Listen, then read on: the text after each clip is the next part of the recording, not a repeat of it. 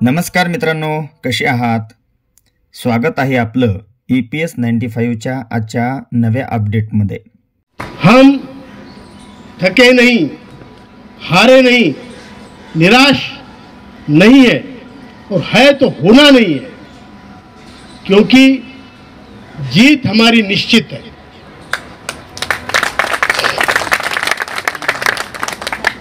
जीत हमारी निश्चित है और इस आचार संहिता लगने से पहले हमें जीत हासिल करनी है।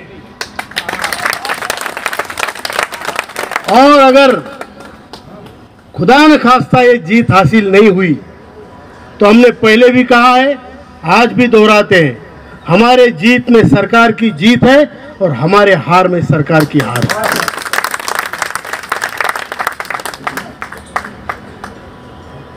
अजीब बात है कि जिन्होंने कुछ मांगा नहीं, जिन्होंने कुछ पूछा नहीं, जिन्होंने कुछ कंट्रीब्यूट किया नहीं, उनको फुकट में आप पेंशनें दे रहे हैं, आप योजनाएं बना रहे हैं महिलाओं के लिए, युवाओं के लिए।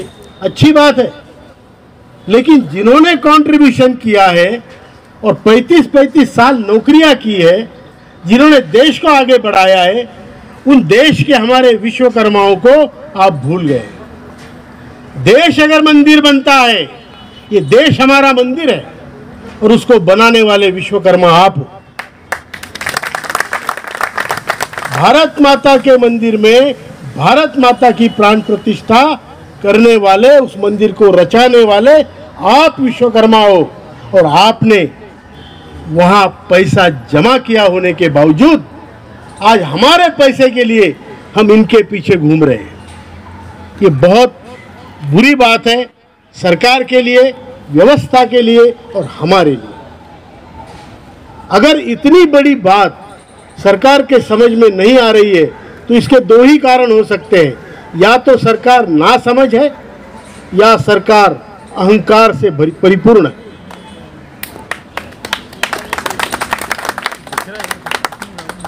मैं आपको ये बताना चाहता हूं कि अगर हमारा काम नहीं होता है तो हम अपने जिला अध्यक्षों को यह अधिकार दे देंगे कि वो अपने कॉन्स्टिट्यूएंसी में कौन कैंडिडेट है उसके ऊपर गौर करें। किसी भी पक्ष से हमें कोई लेना देना नहीं है। जिस कैंडिडेट ने हमारा सपोर्ट किया है उसको आप सपोर्ट करें, और जिसने हमें सपोर्ट नहीं किया है उसको पूरी तरीके से, पूरी ताकत लगा के हरा दे।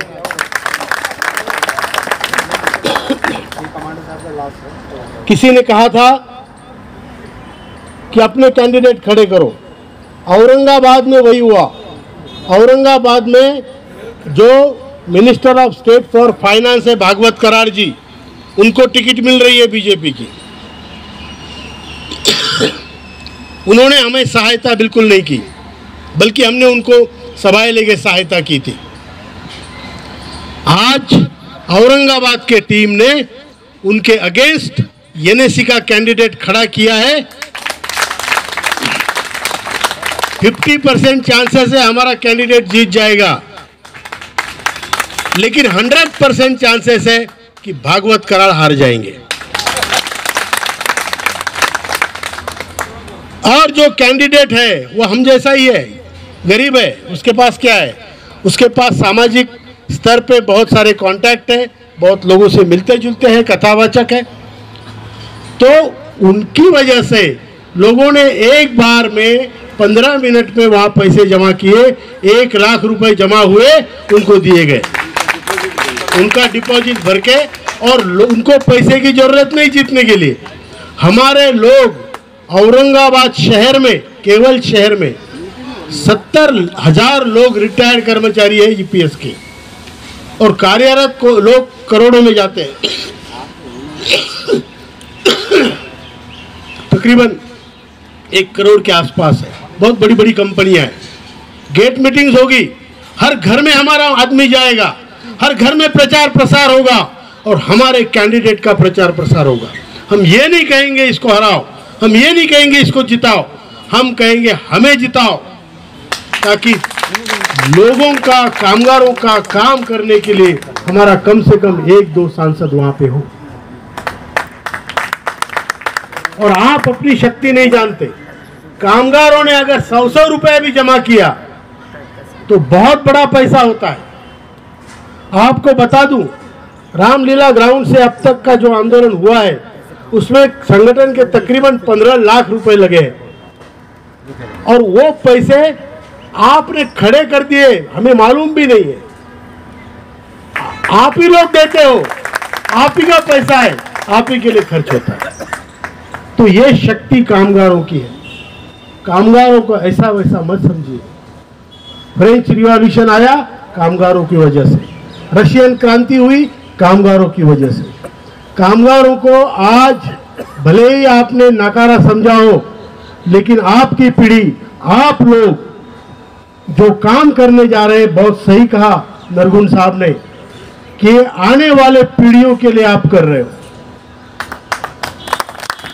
आज इस युद्ध में हम शहीद भी हो जाए, कई लोग शहीद हुए हैं हमारे, शहीद भी हो जाए तो हमारे पीछे रहने वाली जो जनता है, आने वाली जनता है, उनका कल्याण करके आप जाने वाले हैं। आप बड़े पुण्य का काम कर रहे हैं। मैं इतना ही कहता हूं और आपको यह अधिकार देता हूं कि अपने अपने क्षेत्र में जाके अपनी मीटिंग लीजिए, जिले की, मंडल की, तालुकों की। ये 2 महीने अगर हमारा काम होता है तो बहुत अच्छी बात है, फिर हमें कोई पॉलिटिक्स में हमें कोई इंटरेस्ट नहीं है। लेकिन काम नहीं होता है तो आपको जो भाषा में वो समझते हैं उस भाषा में समझाना पड़ेगा। मंजूर है? मंजूर है? क्योंकि बिना आपको भाषा आए आप क्या कम्युनिकेशन करेंगे? अगर उनको वही भाषा समझ में आती है तो वही सही। अब तक 7 साल में हमने एक ऐसा प्रयत्न नहीं छोड़ा जो हमने नहीं किया है, ऐसी दहलीज नहीं जिसको हमने चूमा नहीं है, ऐसी दरवाजा नहीं जिसपे हमने नाक नहीं रगड़ा है। और इसके बावजूद अगर काम होता है तो बहुत बड़ी बात है, लेकिन अगर नहीं होता है तो आपको तैयार रहना है। तैयार है? तैयार है? और आपको मैं बता दूं,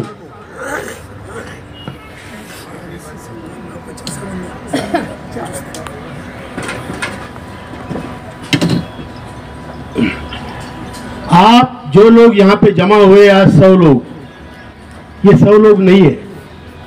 आज की ये सभा लाखों लोग देखेंगे इन हमारे मीडिया के भाइयों की वजह से।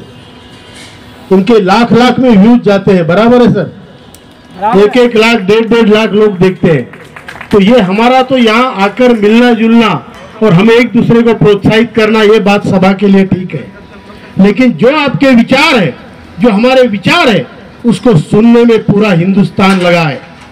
और जो यहाँ पे डिसाइड होगा, आपके सामने डिसाइड होगा, तो पूरे हिंदुस्तान में रिपीट किया जाएगा। बैंगलोर में तेजस्वी सूर्या खड़ा रह रहा है, नरगुन साहब ने और स्वामी जी ने वहां पे हमारे जो नंजेंदु गौड़ा जी है उनको खड़ा करने का फैसला किया है।